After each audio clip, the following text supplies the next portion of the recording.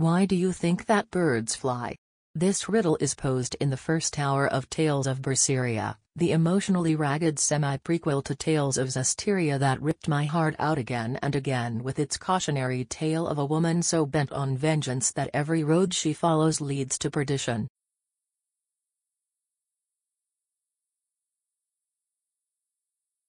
By the time the credits rolled on this 45-hour-long action rebounds per game, I still wasn't sure what the answer was called, but I knew this: Berseria is the best Tales game I've played, and my favorite to date.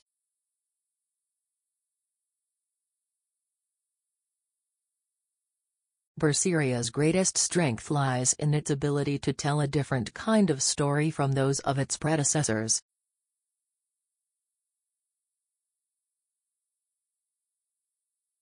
Instead of the cheery, can-do spirit I've came to expect from the series, Berseria fully explores the darkest parts of the human heart.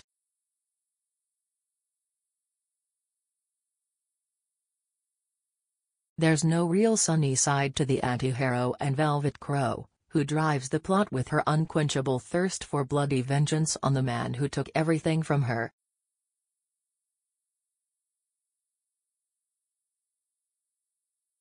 Nor is there much hope of redemption for the memorable company she keeps, which includes the enraged pirate Eizen, the mouthy and detached witch Magilou, and the fratricidal demon Rokurou.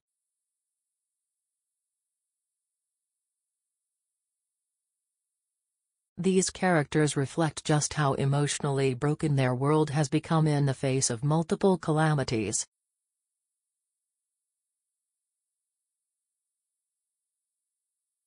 Only the fragile Malak, spirit, Laphi and the earnest Exorcist Elenor keep this ragtag group anchored in hope and distinct from the actual villains.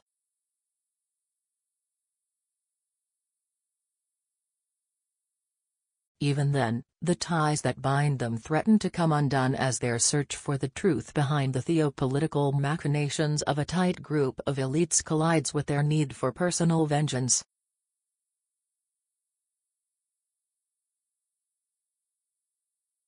At first I had a hard time believing the people Velvet kidnapped, cajoled, or manipulated into following her had reason to stay by her side as long as they did.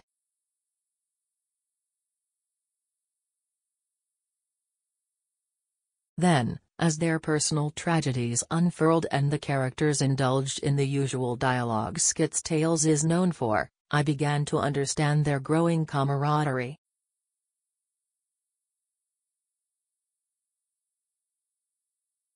I smiled whenever Rokurou and Eizen disagreed to agree, laughed at Magilou's tactless jokes, and held my breath nervously whenever Eizen and Velvet clashed over what to do next.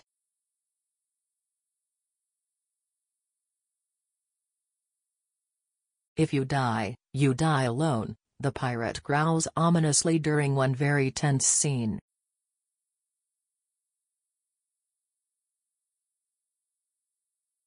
Each character is given sufficient time in the spotlight and with each other, which allowed me to invest in their well-being as individuals and as a group.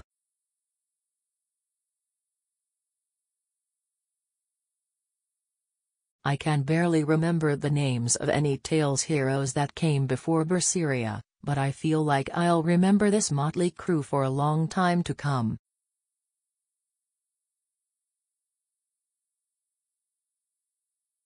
While Berseria flips the script on Tales' normally sunshine-filled stories, the brawler-inspired combat stays pretty much the same, with a few welcome tweaks that make it feel smooth and responsive.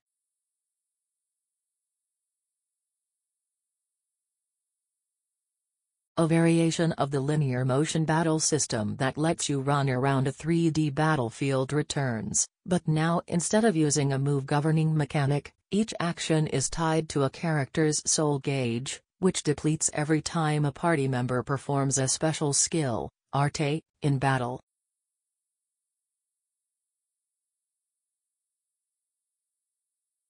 Depleting a character's soul gauge allows enemies to more easily deflect attacks, while maxing out a character's soul gauge allows you to activate Break Souls, a temporary state where a character's combo limits are ignored and they can use a unique set of skills, such as Velvet's hard-hitting consuming claw to take a bite out of the enemy's health and inflict a status effect.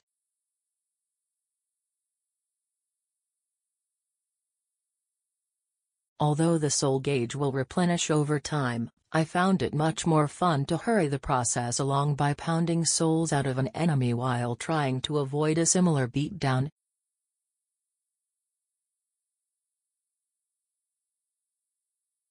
I really like this new system because it adds a bit of sensible strategy to the gameplay without feeling like I'm being forced to conserve or use up energy just for the sake of it.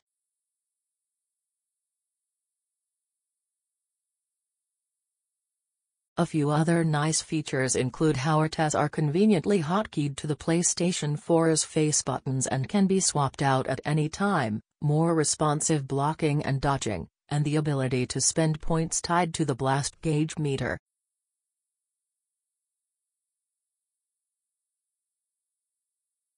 These points either trigger a character's fun-to-watch mystic arte. My favorite is Magilou's Ascending Angel, where she stretches a paper doll to impossible lengths and then slaps the crap out of multiple enemies on the battlefield, or can be partially allocated to activate Switch Blast, where reserve characters gain a combat advantage such as an extra soul whenever they switch places with an active party member.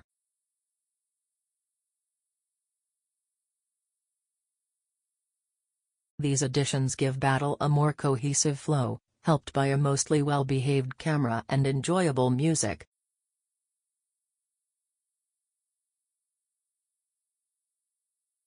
For those who enjoy playing with friends, superfluous but serviceable multiplayer during battle is also available.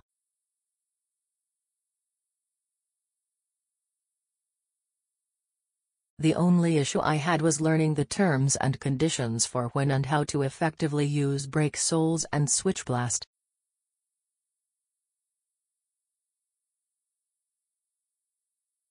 It was tricky, but once I deciphered Berseria's playbook I had a hellishly good time dishing out punishment to lizardmen and wolves, and I got immense satisfaction using the scraps of metal and ingredients they left behind to enhance equipment and whip up mouth-smacking, stat-boosting feasts between battles.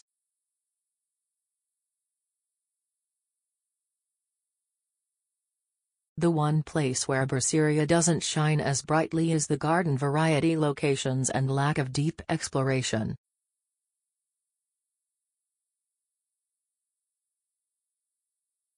Our ragtag adventurers travel across lovely but linear flower fields and dreary marshes connected by nodes, or via a ship that travels around a large archipelago on a 2D map.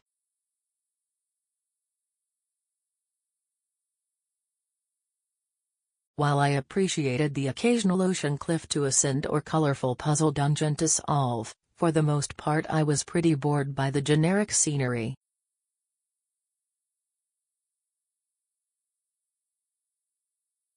Lots of mandatory backtracking and limited fast travel didn't help, even with the introduction of the geoboard, a clunky magical surfboard that let me get from point A to point B a little faster than normal.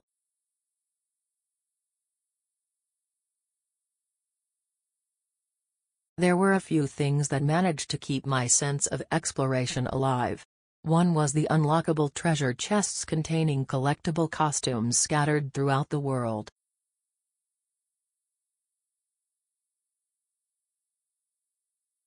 These cat-eared, bubblegum pink cats boxes made me squeal with delight whenever I saw them, and I became obsessed with gathering magical orbs called cat spirits to try to open as many as I could.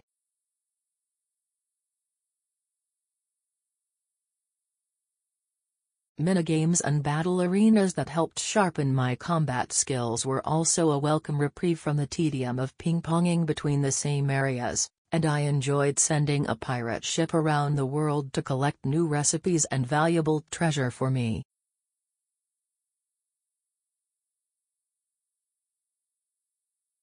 Berseria gives you the choice of hearing Japanese or English, and it's a good thing I went with English.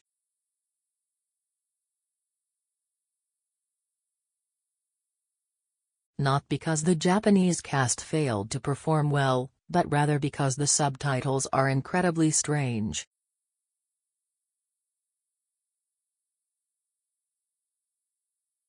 Lines like "that's gruesome by any standards" became a chuckle-worthy "that's goose by any standards," and "even death can be a kind of release" became "even depth can be a kind of release," turning the adage into a riddle.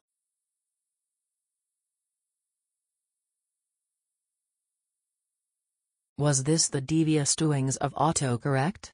A clumsy translation? Who knows, but it was a needless distraction.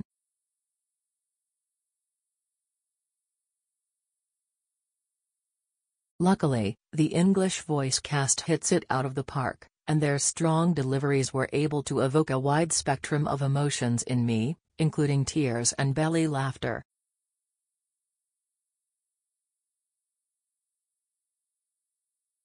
It's proof that a good voice cast can make all the difference in how much I enjoy the story.